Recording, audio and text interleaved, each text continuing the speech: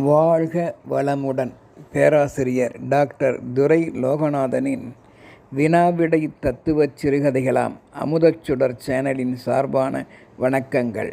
என் கதைகள் வெளிவர உதவிடும் யூடியூப் நிறுவனத்தாருக்கும் அமோக ஆதரவு தந்து வருகின்ற ரசிகப் பெருமக்களுக்கும் வணக்கங்கள். என் கதை ஒரு வகை சிந்தனை ஓட்டமே. வாருங்கள், இன்றைய கற்பனை சிந்தனை ஓட்டமாம் ஒரு கதையினை காண்போம். பிஞ்சுகளின் எதிரில் என்னும் சிந்தனைக்குரியது. கொட்டாம்பட்டியில் ஒரு நடுத்தர வர்க்க வீட்டில் வசித்து வருபவர்கள்தான் சின்னப்பன் என்கின்ற மகனும் பொன்னப்பன் என்கின்ற தந்தையும் ஆவர். வாழ்க்கையில் ஏழ்மை நிலையிலிருந்து அகலக்கால் வைக்காமல், இருப்பதை விட்டு பறப்பதை பிடிக்க நினைக்காமல், சிக்கனமாய் யாவரும் மெச்சும்படி தன்னடக்கமாய் வாழ்ந்தவர்கள். வாழ்வின் ஒவ்வொரு படிப்பினையும் ஒவ்வொரு காலகட்டத்தில் நகைச்சுவை உணர்வுடன் பள்ளிக்கு செல்லாமலேயே கற்று தேர்ந்தவர்தான் இந்த பொன்னப்பன். ஒரு முறை தன் மகன் சின்னப்பன் சிறுகுழந்தையாய் உள்ளபோது அவர் அருகில் அமர்ந்து படம் வரையப்பட்ட பல எழுத்துக்களை கற்றுக்கொண்டிருந்தான். நாய் என்று எழுதியிருந்தால் நாயின் படமும் மேலே இருக்கும். சின்னப்பன் அக்காள் மரகதவல்லிக்கோ அவளது பாடத்தில் படம் இல்லாமல் வெறும் எழுத்துக்கள் மட்டுமே இருக்கும். சின்னப்பனுக்கோ சிறு வயதிலேயே எதற்கெடுத்தாலும் கேள்வி கேட்கும் பழக்கம் மேலோங்கி இருந்தது மற்றவர்களின் சூழ்நிலை போக்கினால். எனவே தன் தந்தையிடம், ஏம்பா அக்கா பாடத்தில் மட்டும் படம் இல்லையே என்றான்.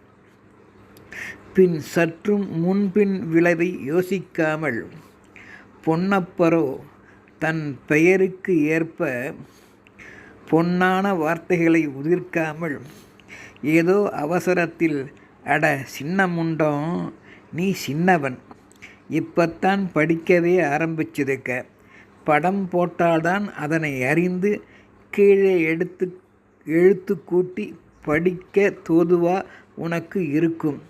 அக்காலோ கொஞ்சம் அதிகம் படித்தவ, புத்திசாலி, அவளுக்கு அறிவு கொஞ்சம் கூடுதலாக இருக்கும். எழுத்தை பார்த்தே அவளுக்கு என்ன என்பது தெரிந்துவிடும் என்றார். அவனும் அவ்வேளையில் தந்தை கூறிய சின்னமுண்டம் என்று அவர் கூறியதை மட்டும் மனதில் நினைவு வைத்து கொண்டான், பசுமரத்தாணி போல. அந்த சின்னப்பனுக்கு ஒரு குட்டி தங்கையும் உண்டு. அவள் பெயர் கனிமொழி. பால்வாடி பள்ளியில் படித்து வந்தாள். மேலும் ஒரு முறை தன் தந்தை, அம்மா பொன்னியை ஏதோ கோபத்தில் கைகளால் அடித்து துன்புறுத்தினார். ஓரளவு சின்னப்பன் ஆத்திரம் கொண்டு, ஏம்பா அடிக்கிறீங்க என்று கேள்வி கேட்டான். அம்மா பாவம் அப்பா என்றான். அதற்கு கோப இருளில் மூழ்கிய பொன்னப்பனோ, உனக்கு இதெல்லாம் சொன்னா புரியாது சின்னப்பா, அடியாத மாடு படியாது, அப்பப்ப அடக்கி வச்சாதான் கொதிக்கிறது அடங்கும் என்று வேக உணர்ச்சியில் கூறியதையும் பிஞ்சு மனதில் நினைவு கொண்டான் சின்னப்பன். பசுமரத்தாணி போல அவ்வேளையிலும் நினைவில் அதை வைத்து கொண்டான். அம்மாவோ, இதெல்லாம் குடும்ப அரசியல்ல சகஜமப்பா என்பால் அழுத்து கொண்டே சிரித்தபடி. ஒரு முறை அதிகாலை வேளையில் வீட்டின் முகப்பில் ஒருவள் வியாபாரம் செய்ய தன் தலையில் வாழை இழைக்கட்டுகளை சுமந்து கொண்டு, வாங்கலியோ வாழல வாழல, வாங்கலியோ வாழல வாழல என்றால் உரத்த குரலில் கூவிக்கொண்டே. பொன்னப்பன் வீட்டு கதவினையும் கையால் தட்டியே, ஏங்க நீங்க வாழல வாழல என்றாள். வாங்கலியோ என்ற எதிர்பார்ப்புடன். கோபம் அடைந்த பொன்னப்பன், காலம் காத்தால பார், வீட்டின் முன்னால வாழல என்று இப்படியா கூவா அபசகனமாட்டம் என்றும் எதிர்மறை பொருள் கொண்டு அங்கலாய்த்தார்.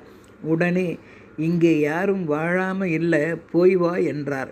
ஒன்றும் புரியாமல் சிறுவன் சின்னப்பன் அந்த வியாபாரம் செய்த அம்மாவையும் உற்று நோக்கினான்.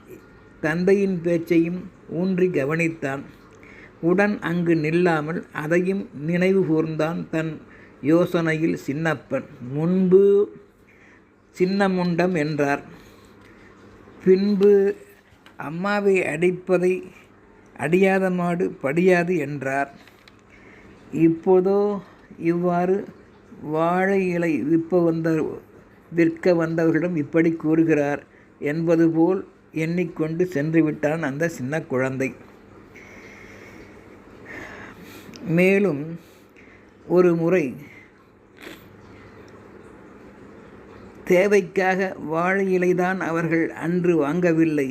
இன்று அமாவாசை நாள் வாழைக்காய் எடுத்துக்கொண்டு செல்வோம் என்று கருதி வழக்கம்போல் அந்த வியாபார பெண் குளித்து முடித்து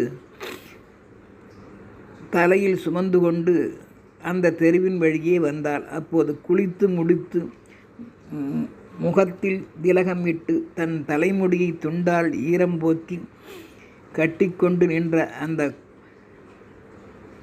பொன்னியை கண்டதும் விற்க வந்தவள், எக்கா வாழக்கா வாழக்கா என்று கூவி கொடுக்க முயன்றாள் அந்த வியாபார பெண்.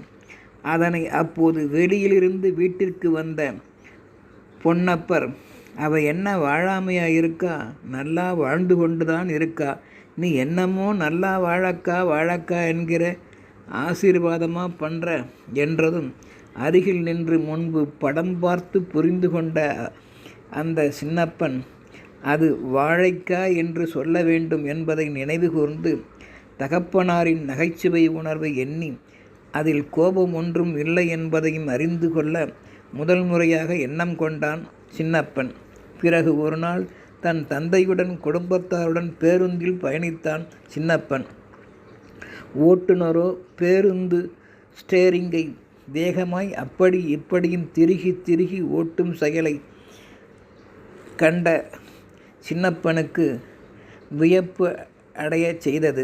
ஏம்பா என்று ஒரு கேள்வியும் தன் தந்தையிடம் கேட்டான். அதாவது, ஏம்பா இப்படி வேகமாய் கண்முன் தெரியாமல் ஓட்டுறாரே டிரைவர், ஸ்டேரிங்கை கையில் திருகி கொண்டு நீங்கள் அடிக்கடி எனக்கு ஒரு கதை சொல்லுவீங்களேப்பா, விஷ்ணு சக்கரம் என்று. அதுபோல் அந்த ஸ்டேரிங் என் கண்ணுக்கு தெரியுதப்பா, அது கையோடு பிடுங்கி கொண்டு வந்திடாதா ஸ்டேரிங் என்ற மகனின் புத்தி கூர்மையை எண்ணி வியர்ந்தார் பொன்னப்பர்.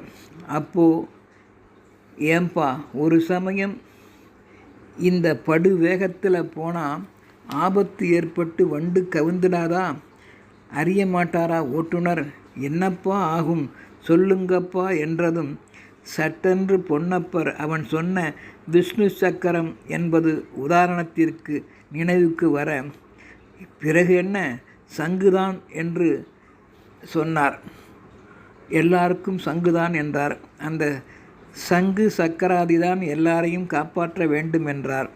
இந்த சூழ்நிலையில் சங்கு சக்கரம் என்று எடுத்துக்காட்டிய தந்தையின் நகைச்சுவை உணர்வை மனதில் பதிய வைத்து மகிழ்ந்தான். காலம் சென்றது. ஒரு முறை தேர்தல் நடைபெறப் போகும் நாள்.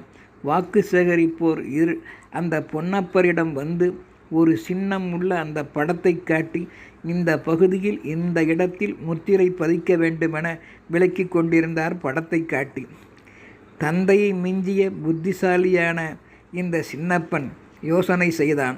பழைய படம் பற்றி எண்ணினான். ஏம்பா நீங்கள் என்ன பெரிய முண்டமா என்றான். சட்டென்று எதையும் யோசிக்காமல் சிரித்து கொண்டே, ஏம்பா அப்படி சொல்கிற என்றார் பொன்னப்பர். ஆமாம் அப்பா, படம் போட்டு உள்ளதை படிக்கும் என்னை அப்போது நீங்கள் தானே, ஏய் சின்ன முண்டம், உனக்கு இதெல்லாம் புரியாது என்றீர்களே. திடீரென்று யோசித்து திக்குமுக்காடினார் பொன்னப்பர். அப்போதுதான் சிறு குழந்தைகளை முண்டம் போன்ற பிற வார்த்தைகளாலும் சுட்டக்கூடாது என்பதையே எண்ணி பார்த்தார் பொன்னப்பர். அந்த கெட்ட சொல் எவ்வளவு ஆழமாக இந்த சின்னப்பனின் மனதில் நினைவாய் பதிந்துவிட்டது என்றும் வேதனைப்பட்டார். யானைக்கும் அடிசருக்கும் என்பது சரிதான். யோசித்தே இடம்பொருள் ஏவல் அறிந்து பேச வேண்டும் என்பதையும் மகனின் வழியே அறிந்து கொண்டார் யோசனை செய்து. மேலும் தன் மகனது அபாரத ஞாபக சக்தியை உணர்ந்தவர் தன் மகனிடம் வந்து, டேய் உனக்கு அருள் நலம் கடவுளால் உண்டு போல் இருக்கிறதப்பா. சின்னப்பா, நான் சொல்வதை கேள். தயவு செய்து வருங்காலத்தில் எப்போதும் யாரையும் அடித்து நீ துன்புறுத்தவே கூடாது. என்னை போல் நானும் அம்மாவும் அப்போ இடுவது, பேசிக்கொள்வது, அடித்துக்கொள்வதெல்லாம் வெறும் கோழிச்சண்டை வாக்குவாதங்கள் தான். அடியாத மாடு படியாது என்று நான் முன்பு கூறியதெல்லாம் நீ நினைவு கொள்ளாதே. அது முன் யோசனை இல்லாமல் உனக்கும் அப்பொழுது கூறிவிட்டேன். தந்தை செய்தாரே என்று அப்படியே நீயும் தயவு செய்து விடாதே. அப்போது நிலைவேறு. ஆனால் காலம் மாற மாற இப்போது நிலைவேறு. தொட்டு அடித்தால் தீ மேலும் கொழுந்துவிட்டுத்தான் வேகமாய் ஏறியும். காலம் மாறிவிட்டது. நீ காலகாலத்தில் திருமணம் செய்து கொண்டு அமைதியாக வாழ கற்றுக்கொள். அன்பால்தான் யாவற்றையும் சரி செய்ய முடியும் என்றார். இந்த கதை புரிகிறதா? பிஞ்சு மனதிற்கு எதிரில் நஞ்சு கலர்ந்த வார்த்தைகளையோ கெட்ட செயல்களையோ எவரும் காட்டிவிடக்கூடாது என்பதையே உணர்த்துகின்றது. பிஞ்சுகள் அவர்களெல்லாம் வயதில் தற்போது இளையவர்களாக இருந்தாலும் அறிவில் முதியவர்களாகிவிட்டார்கள் என்பதை உணர்ந்து வாழ்வோம்.